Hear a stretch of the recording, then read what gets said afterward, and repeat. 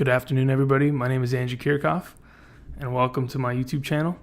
Today, we're going to be going over Jameis Winston's suspension. So, after many weeks of speculation, the NFL has finally handed out their 3-game suspension to Jameis Winston. The incident that took place in 2016 has not caught up with Jameis Winston, and the NFL has decided to suspend him for the first 3 games of the 2018 season. So today, I'm not here to talk about exactly what happened during that incident, what allegedly happened or occurred. I'm here to just talk about the fantasy value of Jameis Winston and the players and fantasy value that surround Jameis Winston in the Tampa Bay Buccaneers organization. That's pretty straightforward. Other than that, we're going to talk about these main 3 questions that are above me. Mike Evans' value, because Mike Evans is the probably the most valuable piece of the Tampa Bay Buccaneers offense, and in fantasy aspect, he's the most valuable piece.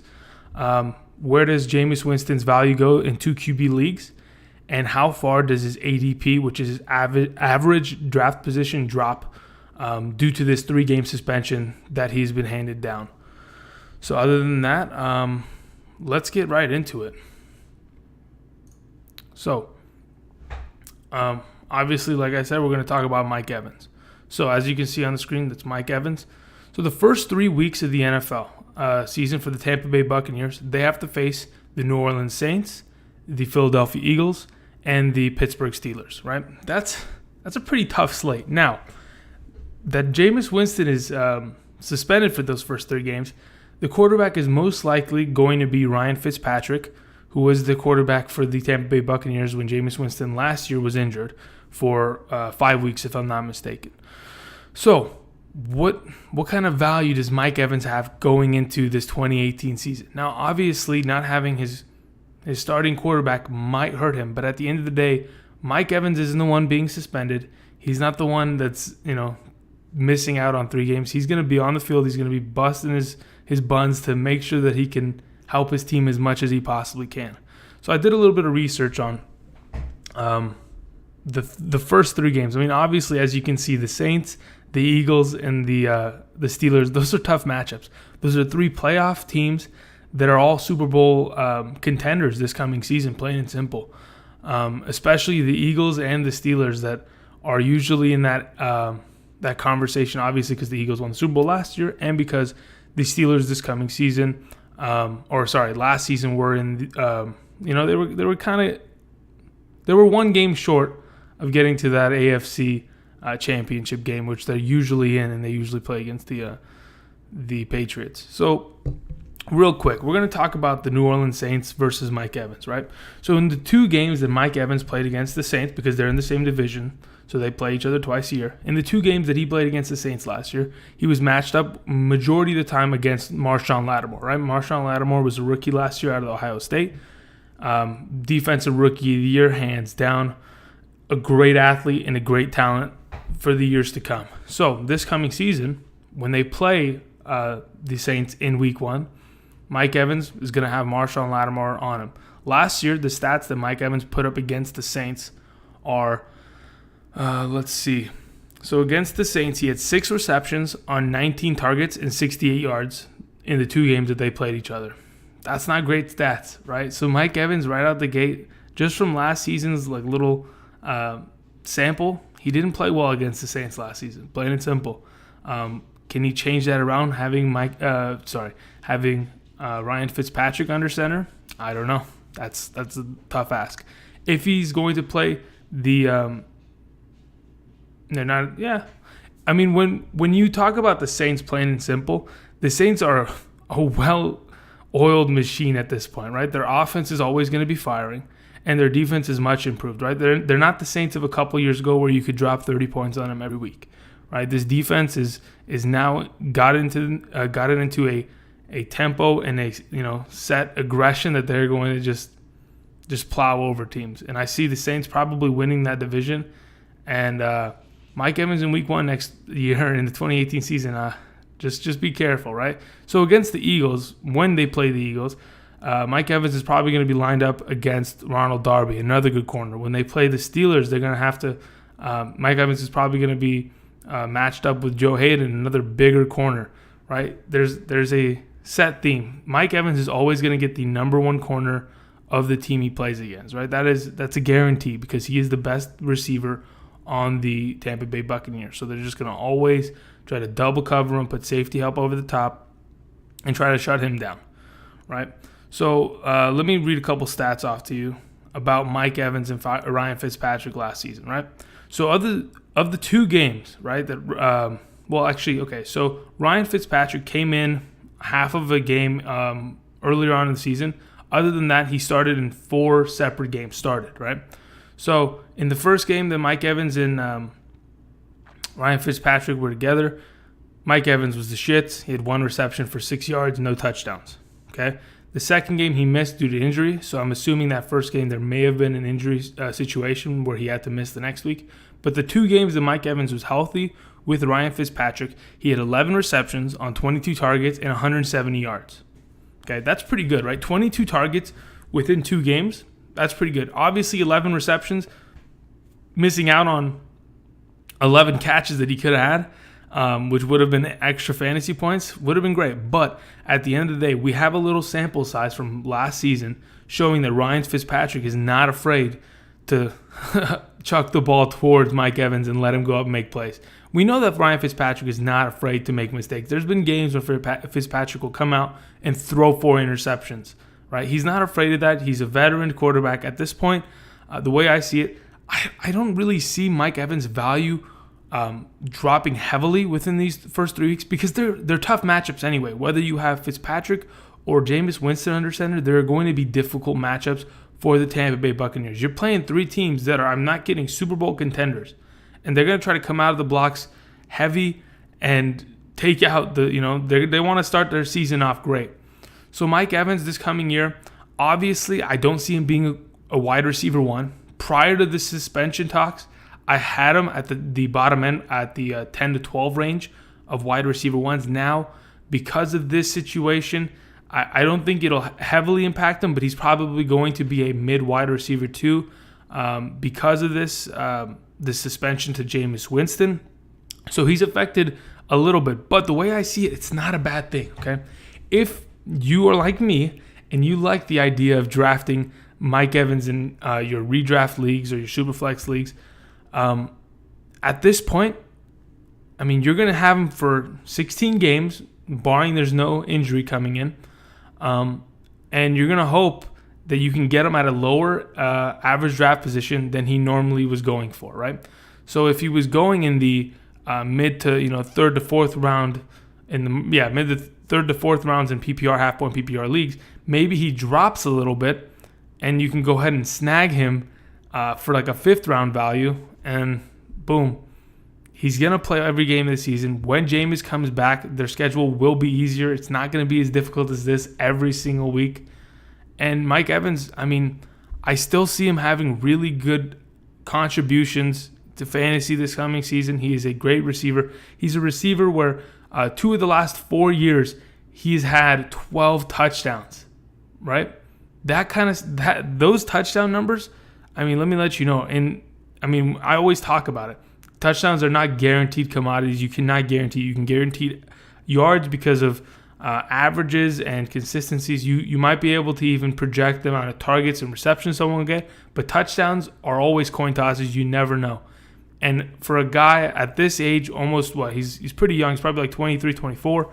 At this age to be so good and being pretty consistent, to be honest, as long as his quarterback is healthy, I like Mike Evans this coming year. I like him a lot, actually. So other than Mike Evans, right, there's other pieces to this offense that may be affected, right? So 2 of the main ones that I'm going to go into right away, Cameron Brate and O.J. Howard. If you'd watched my prior video of the NFC South fantasy preview for the 2018 season, I talked about my hesitation with Cameron Brate and O.J. Howard because last season, Brate came on strong within the first 5 weeks of the season, right? He had 4 touchdowns in the first 5 weeks. Following that, Brate was nowhere to be found. With Ryan Fitzpatrick, right? There were 4 games with Ryan Fitzpatrick that Cameron Brate participated in. He was not injured or anything. And in those 4 weeks, okay, he had only 4 receptions on 12 targets and 37 yards. So there was a good month of the season where it was November. In November, Cameron Brate just disappeared with Ryan Fitzpatrick, right? Even when Jameis Winston came back, O.J. Howard had gotten a little bit of momentum. He'd gotten a grasp of the playbook, and he'd gotten a grasp of how the speed of the NFL worked. So at that point, O.J. Howard was getting more snaps. O.J. Howard was getting more fantasy production. So at this point, coming into the 2018 season, I still have a little bit of hesitation on the tight end duo because of the fact that you don't know who's going to be catching that touchdown, who's going to be featured that week.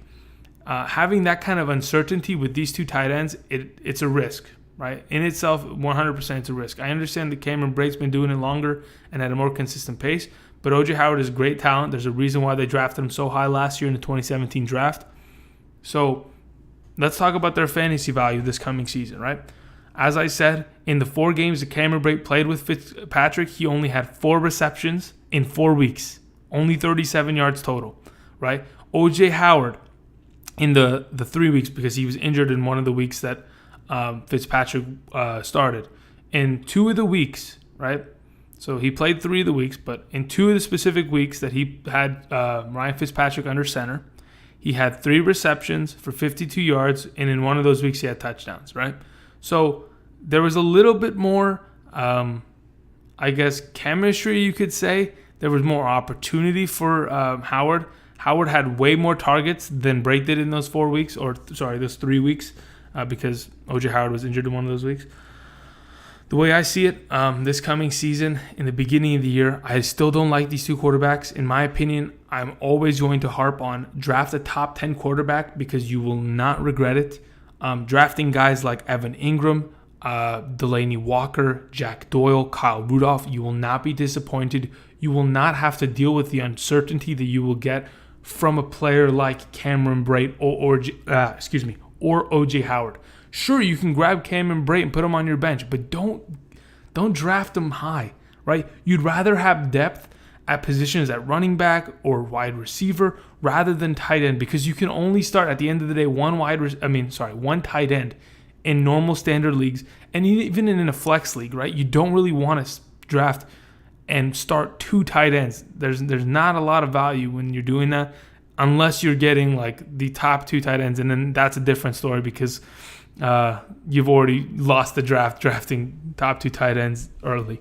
So anyway, those are the 2 tight ends of the Tampa Bay Buccaneers, and those are my thoughts on them, right? So other than the tight ends, there's other pass catchers within this offense. There's Deshaun Jackson, there's Chris Godwin, and there's Adam Humphries, right? These are 3 receivers. Deshaun Jackson came into the Tampa Bay organization last season from the Redskins. With the Redskins, he was a consistent 1,000-yard receiver a season. Last year, obviously, with Jameis Winston getting hurt midway through the year, it definitely did not help Deshaun Jackson's production. Deshaun Jackson performed best with Jameis Winston, especially earlier in the year and later in the season. Chris Godwin is a receiver that a lot of people in the fantasy industry are currently talking about. They have, I don't know, there's a lot of whispers here and there saying, hey, Godwin could be the guy that takes Deshaun Jackson's spot within this offense. I mean, he only broke out within the last 2 weeks of the regular season, right? At the end of the day, I don't know how much value I put into that, right? Okay, so I saw a statistic the other day. It said Chris Godwin averaged 15 fantasy points in half-point PPR leagues in the last 2 weeks of the fantasy year in 2017. Okay, great. He averaged 15 points in fantasy in the playoffs, but were you willing to start Chris Godwin in those 2 weeks? I don't think so. I don't think someone was crazy enough to think, okay, yeah, I'm just going to grab a guy off the waivers and nobody knows and throw him in. So what were those 2 weeks of value? Like, the Tampa Bay Buccaneers weren't fighting for a playoff spot. They weren't really in control of their destiny, I guess you could say. They were pretty much just playing for fun. Godwin stepped up. Yes, he made some plays, but at the end of the day, I don't put too much value into it. In the first 3 weeks of the season, Receivers, I think it's going to be Mike Evans and Deshaun Jackson being the number 1 and 2, Adam Humphries here and there, and Chris Godwin here and there, right? But unless you're playing in a deeper league, I wouldn't put too much into Godwin or Humphries at all for this coming season. Deshaun Jackson, yes, he's getting older. He's perhaps maybe lost a step, but at the end of the day, he is still a quality receiver that in deeper leagues can perhaps start on your team or be a bench stash for good matchups later on in the season that you might be able to, draft at a lesser value because of the first 3 games without Jameis Winston. So if you can stash him on your bench, you don't even have to start him because, yes, these matchups are difficult.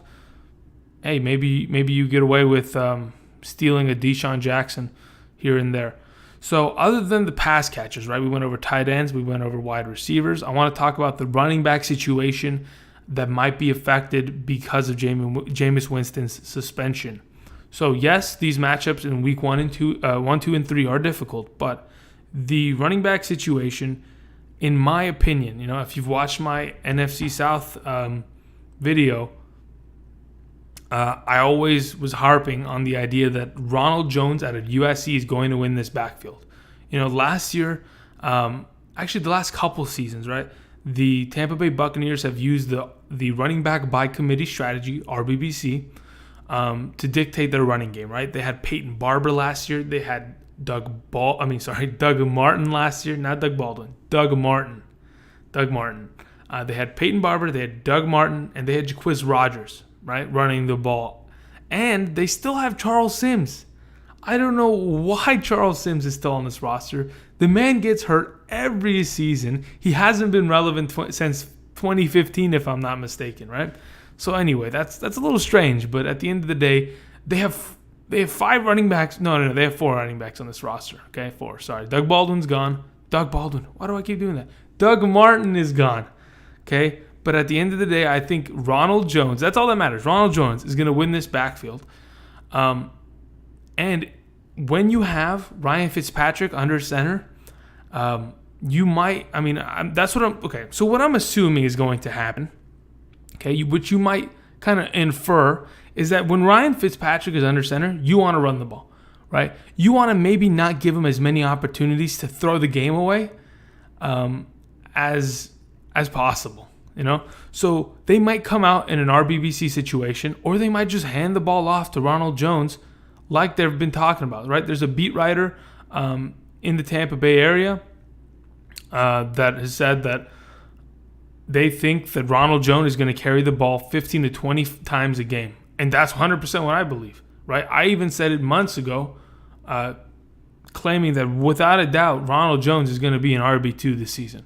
So my hopes are that in these first 3 weeks, Ronald Jones gets an opportunity and he's able to put up decent enough numbers to win that starting spot and not have to stay in this handcuffish RBBC situation that the Tampa Bay Buccaneers usually like to confine their running backs within. So anyway, those are my thoughts on Mike Evans, the tight ends, the wide receivers, and the running backs of the Tampa Bay Buccaneers due to the fact that Jameis Winston will be suspended and probably Ryan Fitzpatrick will be the starting quarterback, right? So let's move on to the next section here.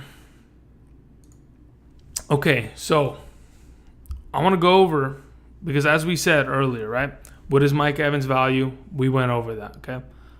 2 quarterback leagues, what kind of value does Jameis Winston have an ADP value, right? So for SUPERFLEX leagues, right? SUPERFLEX is when your league requires you to, not requires, right? So there's a position where you fill in a quarterback like usual, and then there's a SUPERFLEX where you can put a quarterback, running back, wide receiver, or tight end. Usually, because in these SUPERFLEX leagues, people play with 6 point per passing touchdown, you want to fill that spot with a second quarterback.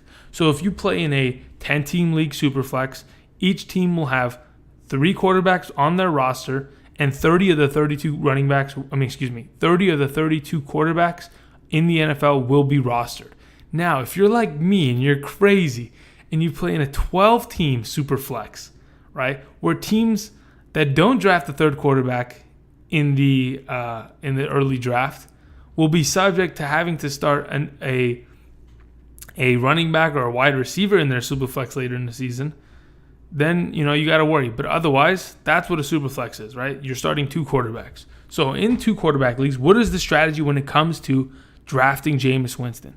Okay, so the way I see it, right? Jameis Winston is not a, he's not a QB1. He's not a top 12 quarterback, right? He's in that range between 15 to 20, maybe even higher, because of this situation of his 3-game suspension.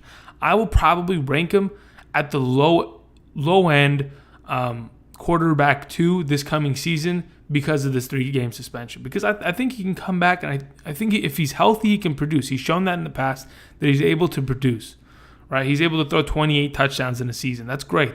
You take out the average of the first 3 games, maybe he comes out, he throws 22 touchdowns in the last 12 games of the season, 14 games, okay?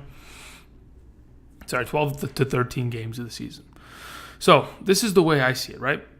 If you're a guy that plays Superflex and always wants to get a top 5 quarterback, you want your Rodgers or your Brady's or your Wilsons or your Wentz, in my opinion, or those are top 5 what am I doing?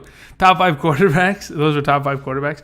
If you're a person that wants to go and draft those players early, right, what you can do is after that, wait on quarterback, right? Wait until Jameis Winston is, the top quarterback left on the board. If no one is drafting him, people are opting to draft other players in exchange, go ahead and pick up Jameis Winston, right, later on in the draft.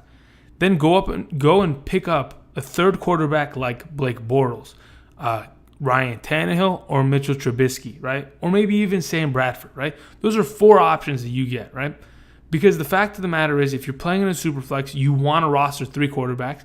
So now you have to think, okay, who has an easier schedule, right? When it comes to strength of schedule, Blake Bortles is number 1. The Jacksonville Jaguars at the quarterback position for the 2018 season so far have the easiest strength of schedule. So why not? I mean, Blake Bortles has always been able to contribute fantasy-wise on a consistent basis where he's, in 6 point per touchdown leagues, he's putting up more than 300 fantasy points a year.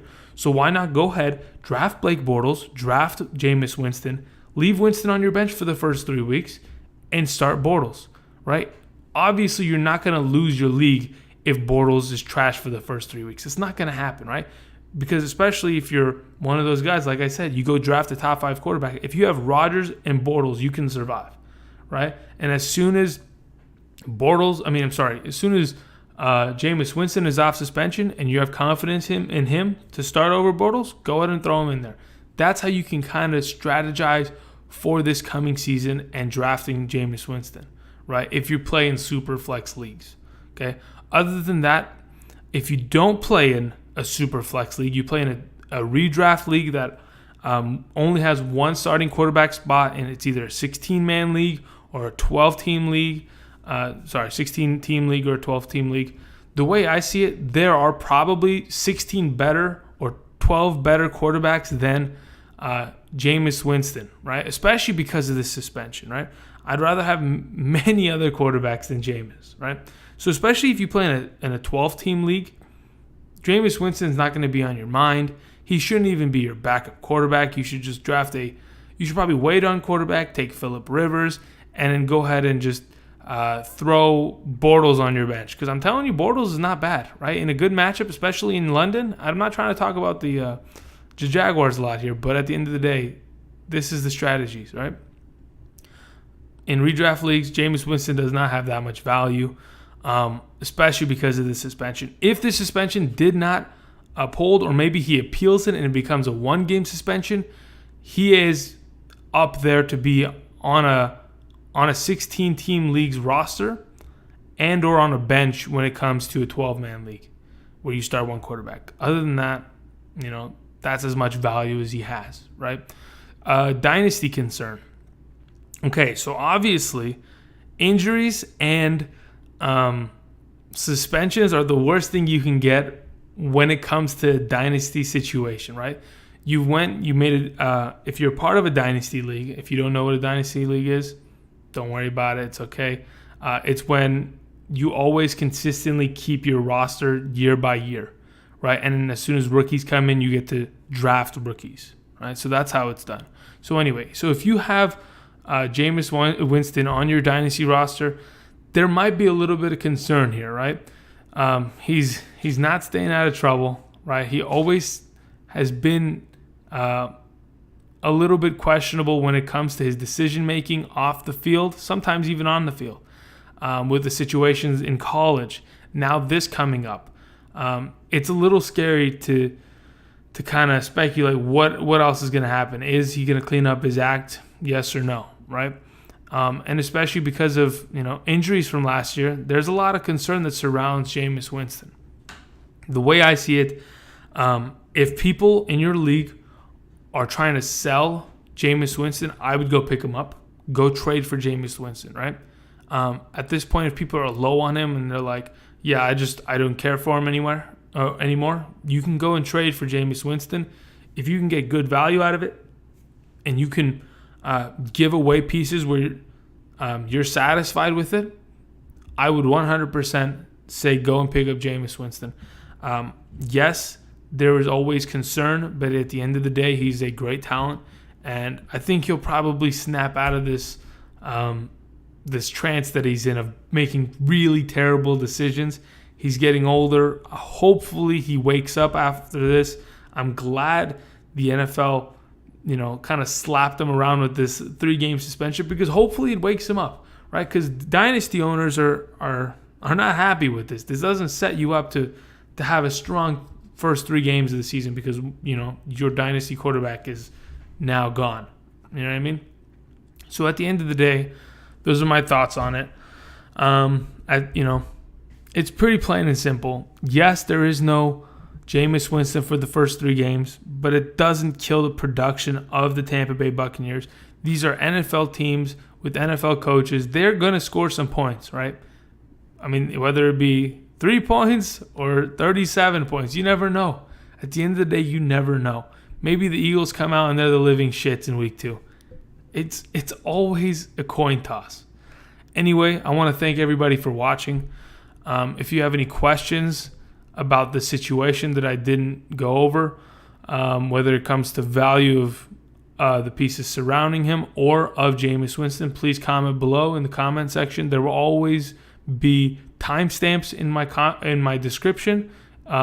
If you want to just go ahead and send someone, share someone a part of my conversation. At the end of the day, I probably should have talked about timestamps in the beginning. But anyway, all is well. Thank you for watching. And that's it, man. Pretty much Jameis Winston. It's not going to hurt that much, because at the end of the day, not many people really draft Jameis Winston. Anyway, thank you for watching, and have a nice day, everybody.